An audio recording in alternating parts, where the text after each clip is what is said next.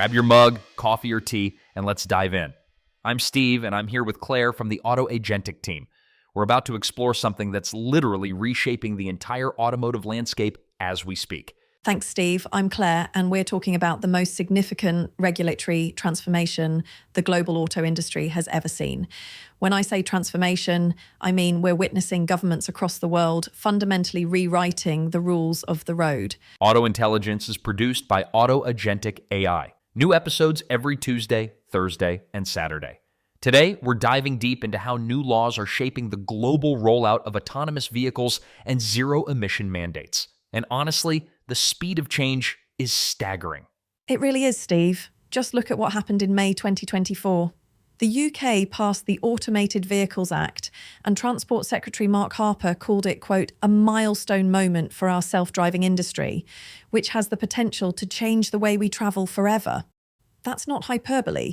They're projecting this could unlock a £42 billion sector. £42 billion and 38,000 skilled jobs by 2035. But here's what caught my attention, Claire.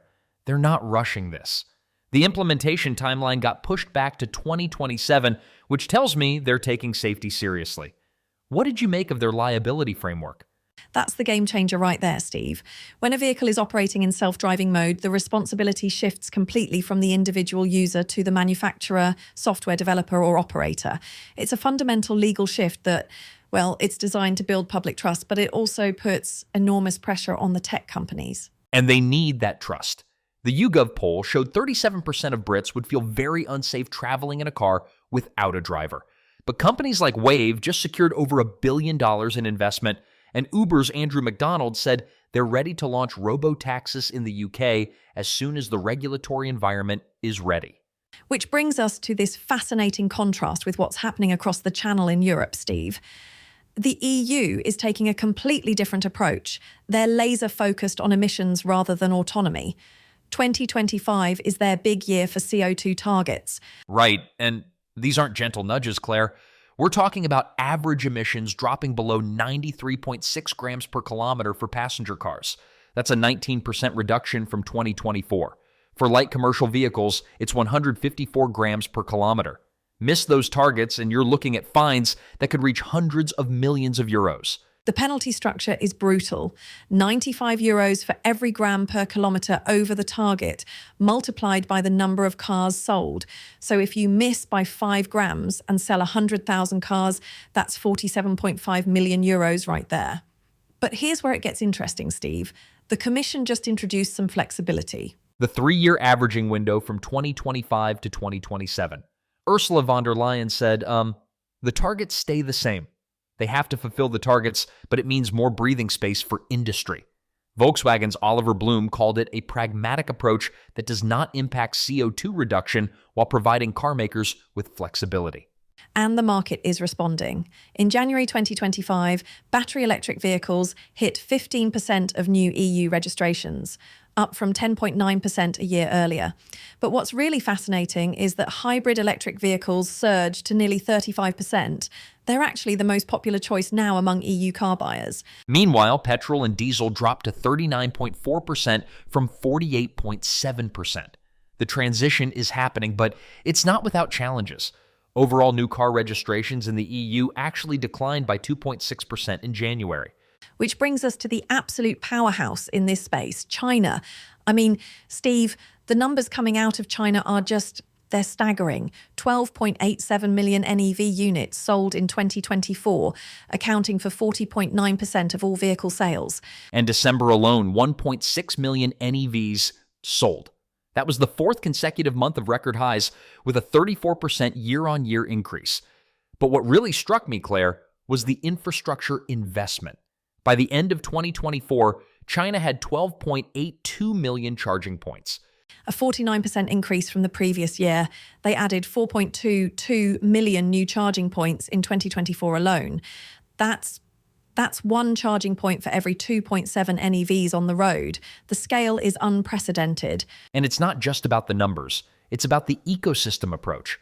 A senior MIT official told us, our policies aren't just about cars.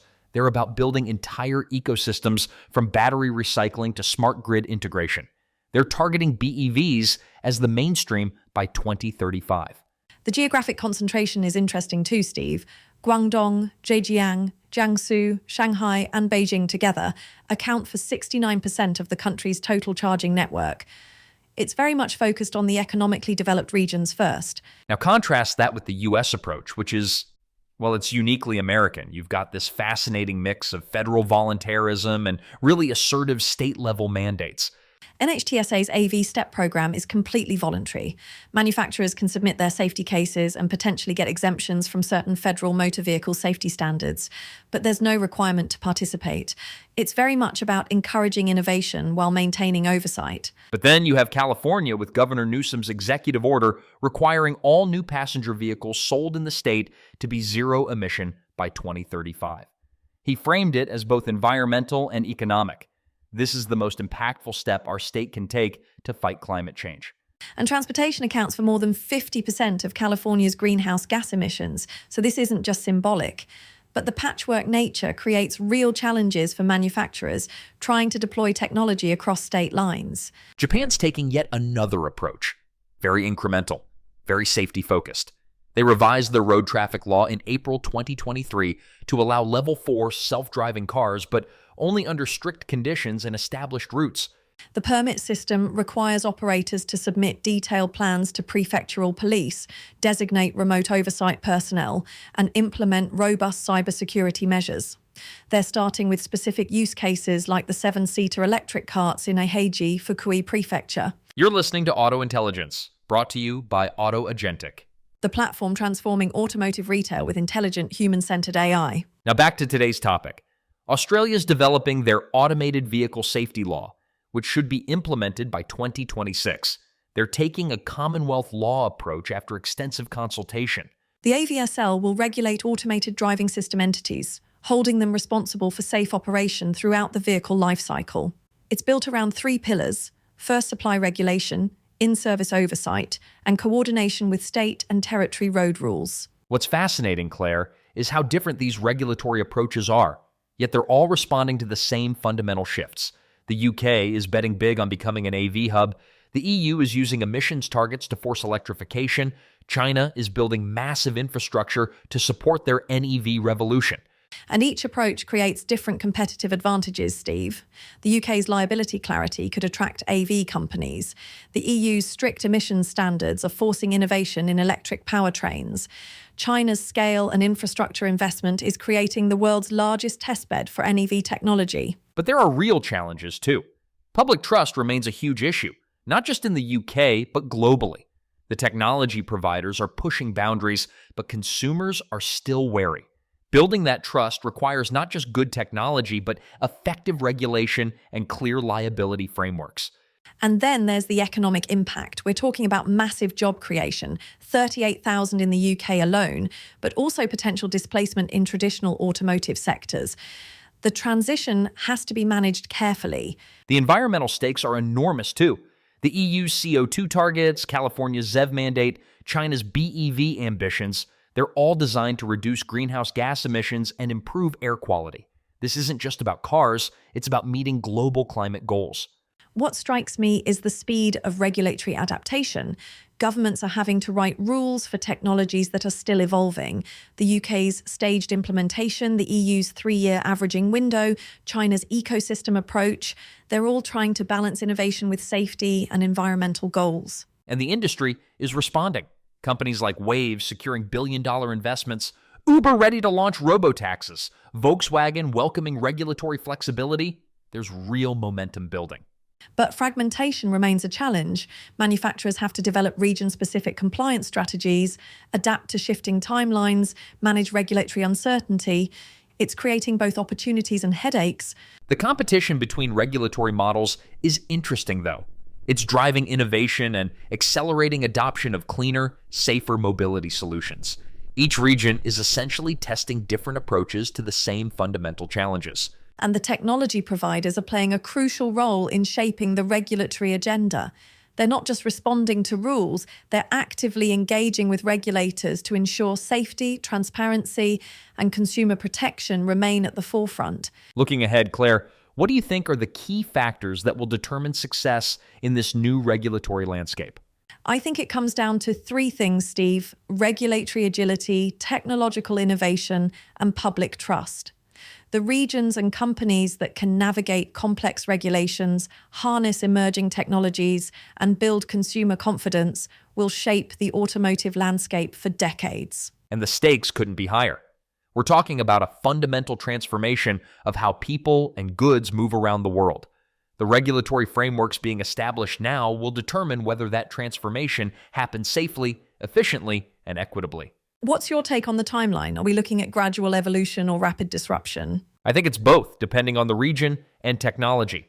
The UK's 2027 AV implementation, the EU's 2025 emissions targets, China's 50% NEV penetration. These are all happening in the next few years, but full transformation will take longer.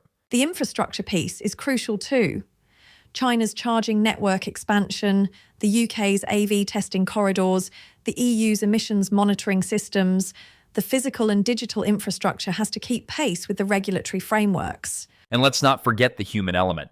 Training, education, workforce transition, these regulatory changes affect millions of people whose livelihoods depend on the automotive industry. Absolutely. The UK's projection of 38,000 new jobs is encouraging, but there will also be displacement in traditional sectors.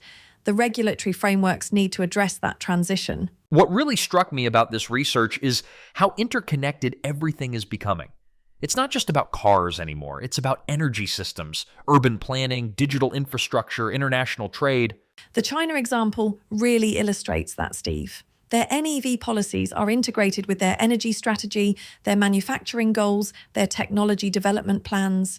It's a holistic approach that other regions are starting to recognize they need. And the competitive implications are significant. China's early investment in NEV infrastructure and manufacturing is creating advantages that other regions are scrambling to match. The regulatory frameworks are becoming tools of economic competition. Which brings us back to the fragmentation challenge. While competition drives innovation, it also creates inefficiencies. Manufacturers would benefit from more harmonized standards, but each region has legitimate reasons for their specific approaches. The liability question is particularly interesting. The UK's clear framework shifting responsibility to manufacturers could become a model for other regions, but it also puts enormous pressure on companies to get the technology right. And the insurance implications are huge. When liability shifts from individual drivers to manufacturers and software developers, the entire risk model changes. That's going to reshape not just automotive, but insurance markets too. Looking at the data we've covered today, the UK's £42 billion projection, the EU's emissions targets, China's 12.87 million NEV sales, what's the biggest takeaway for you, Claire? For me, it's the sheer scale and speed of change. We're not talking about incremental improvements. We're talking about fundamental transformation of one of the world's largest industries. And it's happening now, not in some distant future. The regulatory frameworks being established today will determine whether that transformation creates the safer, cleaner, more connected mobility future we all want. The road ahead is challenging, but the destination is within reach. And as Transport Secretary Mark Harper said, Britain stands at the threshold of an automotive revolution. The same could be said for the world. The regulatory revolution is driving the technological revolution, and together they're reshaping how we think about mobility. That's a perfect place to wrap up today's deep dive into the global regulatory revolution in automotive tech. The pace of change is unprecedented, the stakes are enormous, and the outcomes will affect all of us. Whether it's the UK's Automated Vehicles Act, the EU's emissions targets, China's NEV infrastructure, or the US's state-federal dynamic, one thing is clear. Regulatory agility, technological innovation, and public trust will be the keys to success in this new era. Thanks for joining us on Auto Intelligence. I'm Steve, and I've been here with Claire, both part of the Auto Agentic team. Auto Agentic is a pioneering AI-driven platform transforming the automotive retail industry. Founded in 2024, we deliver intelligent, adaptive solutions designed to help dealerships streamline operations, optimize sales performance, and elevate the customer experience. With a strong commitment to ethical AI, seamless integration, and real-time insights, Auto Agentic empowers dealership teams. We don't replace them. What truly sets us apart is our human-centered, consultative approach.